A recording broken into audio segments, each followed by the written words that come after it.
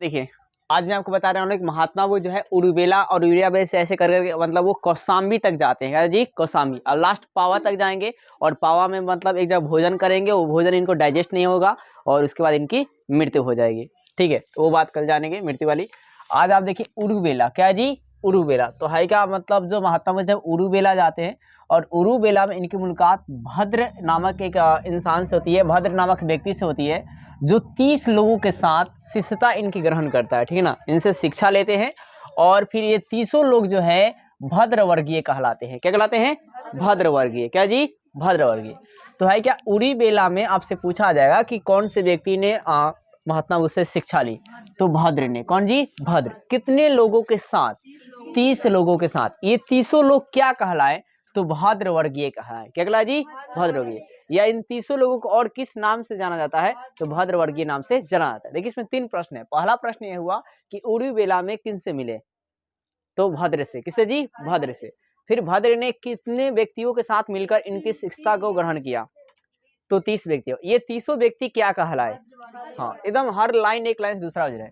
फिर इसके बाद 3 ब्राह्मणों के साथ क्या हुआ कि इनका शास्त्रार्थ हुआ। क्या जी? शास्त्रार्थ हुआ। मतलब आप एक तरह के गेम हुआ आप बोल सकते हैं। ठीक है ना, मतलब इनके मतलब आप योग्यता का। ठीक है, और वो 3 ब्राह्मण कौन करते? तो मुख्य कश्यप, नदी कश्यप और गया कश्यप। कौन थे जी? मुख्य, नदी और गया। मुख्य, नदी और गया। कश्यप लगा लेना है। मुख्य, नदी और क्या जी? गया। मुख्य, नदी और गया। इन तीनों के बीच क्या हुआ? शास्त्रार्थ हुआ। तो उसमें क्या हुआ कि ये तीनों जो है हार जाते हैं और हारने के बाद जो है महात्मा बुद्ध को गुरु मान लेते हैं और फिर उनका शिष्य मतलब है क्या, शिष्य तो ग्रहण करते हैं। ठीक है ना, मतलब शिक्षा प्राप्त करते हैं उनसे। फिर इसके बाद बुद्ध जो है कहाँ जाते हैं? राजगृह। उरुबेला से बुद्ध जो है कहाँ जाते हैं? राजगृह जाते हैं। तो आपने उरुबेला में बात क्या क्या देखा कि 30 लोगों के साथ से मतलब एक भद्र नाम का जो व्यक्ति था वो शिष्यता ग्रहण करता है। ठीक है, फिर उसके बाद तो वो 30 लोग भद्रवर्गीय कहलाते हैं। फिर 30 जो है 3 पंडितों के साथ क्या होता है? शास्त्रार्थ होता है। उसमें तीनों पंडित हार जाते हैं और हारने के बाद वो शिष्यता को ग्रहण करते हैं। ठीक है, मतलब उनका शिष्य बन जाते हैं। इसके बाद बुद्ध जो है राजगृह जाते हैं। मतलब उरुबेला से कहाँ जाते हैं? राजगृह। अब है क्या, राजगृह में हर्यक वंश के जो एक शासक थे जिनका नाम था बिम्बिसार। क्या जी? बिम्बिसार।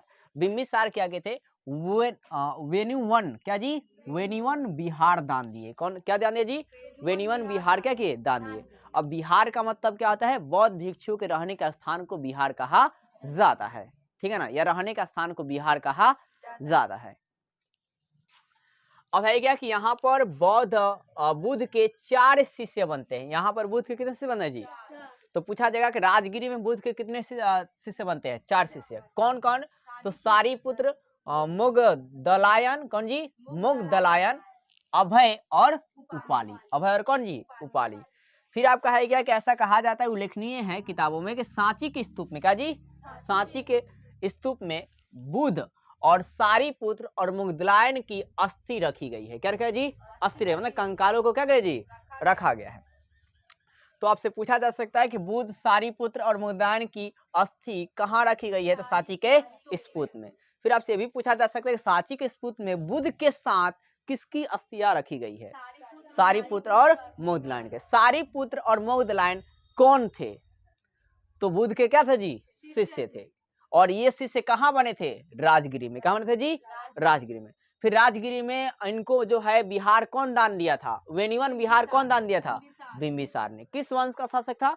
हरिवंश। मतलब किसी तरह भी घुमाकर आगे पीछे कर पूछे जा सकते हैं सवाल। फिर इसके बाद जो बुद्ध जो है कपिल वस्तु जाते हैं। राजगिरी से कहाँ जाते हैं? कपिल वस्तु। ठीक है, अब कपिल वस्तु जाते हैं और अपने परिवार को शिक्षा देने का प्रयास करते हैं। आपको पता है कि इनका जन्म जो है कहाँ हुआ है? कपिल वस्तु में। क्या जी? कपिल वस्तु में। तो है क्या, देखिए ये जो आपका है क्या मतलब कपिल वस्तु के लुम्बिनी में। तो इसके बाद ये बुद्ध जो है कपिल वस्तु जाते हैं और अपने परिवार को शिक्षा प्रदान करते हैं। अब लोगों को शिक्षा प्रदान करते हैं तो अपने भी परिवार को क्या करते हैं? शिक्षित करना चाहते हैं। ठीक है, कपिल वस्तु से पुनः ये राजगिरी की ओर जाते हैं। कहाँ जाते हैं जी? राजगिरी जाने के दौरान, राजगिरी जब जाते हैं ना तो वहां पर अनुपीय उद्यान में, कौन जी? हाँ, जिस उद्यान में इन्होंने क्या किया था? अपना बाल को मुड़वाया था। सिर नहीं, बाल मुड़वाया था। ठीक है, सिर मुड़वाएंगे तो अभी तक ये कहानी नहीं बनी होती। तो देखिए आपका है क्या, यहाँ पर इस बाग में आनंद, क्या जी? आनंद एक व्यक्ति क्या करता है, आनंद नामक व्यक्ति शिष्यता क्या करता है, इनका ग्रहण करता है, मतलब इनका शिष्य बन जाते हैं, ठीक है। और यही आनंद आगे चलकर इनका प्रिय जो है शिष्य बन जाते हैं, ठीक है।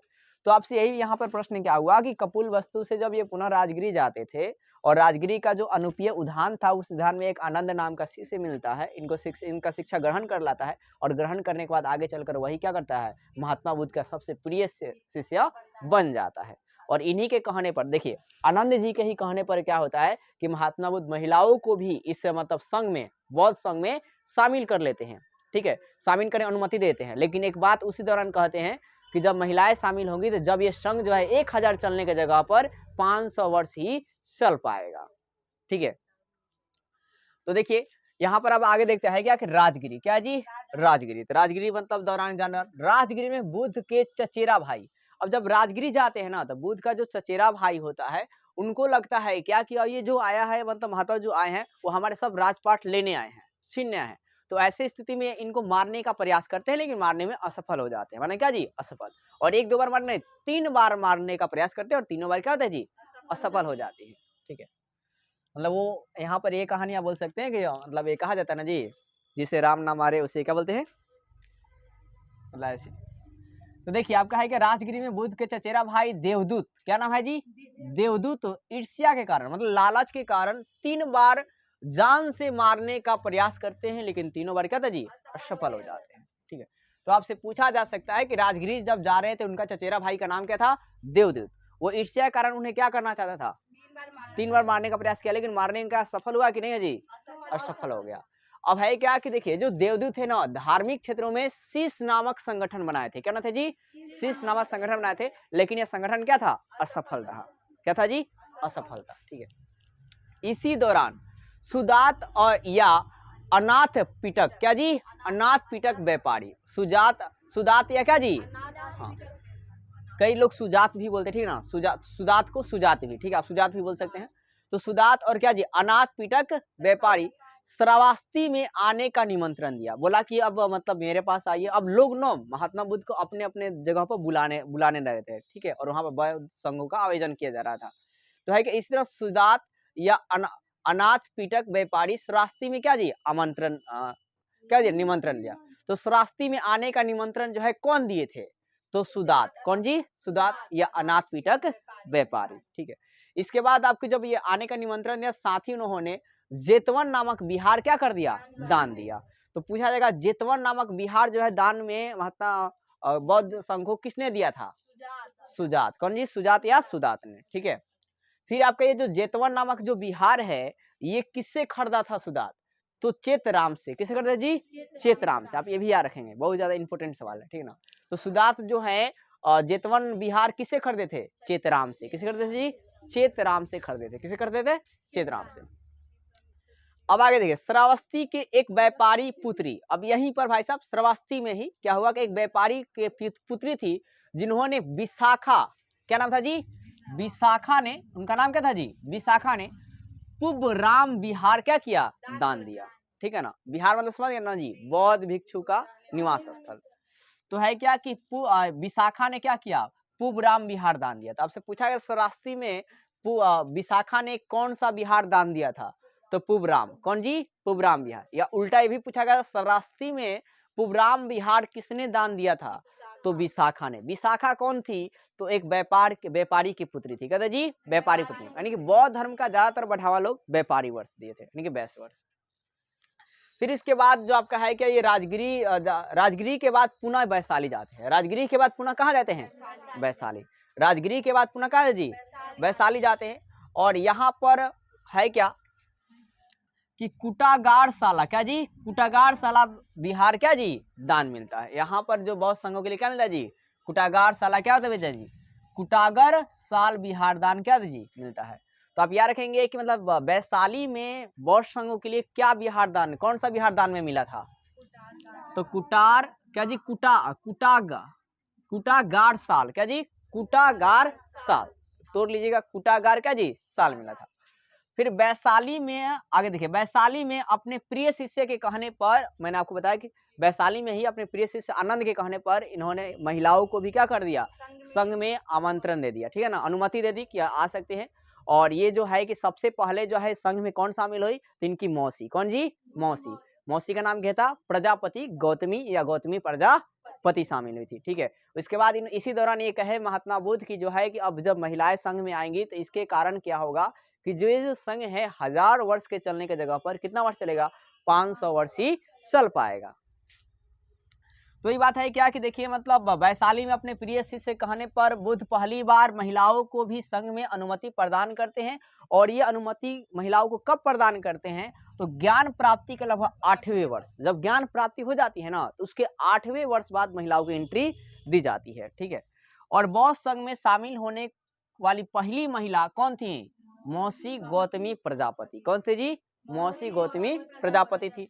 और इसी दौरान बुद्ध ने कहा कि बुद्ध संघ में महिलाओं के शामिल होने के कारण अब यह धर्म 1000 वर्ष के बजाय 500 वर्ष तक ही चलेगा।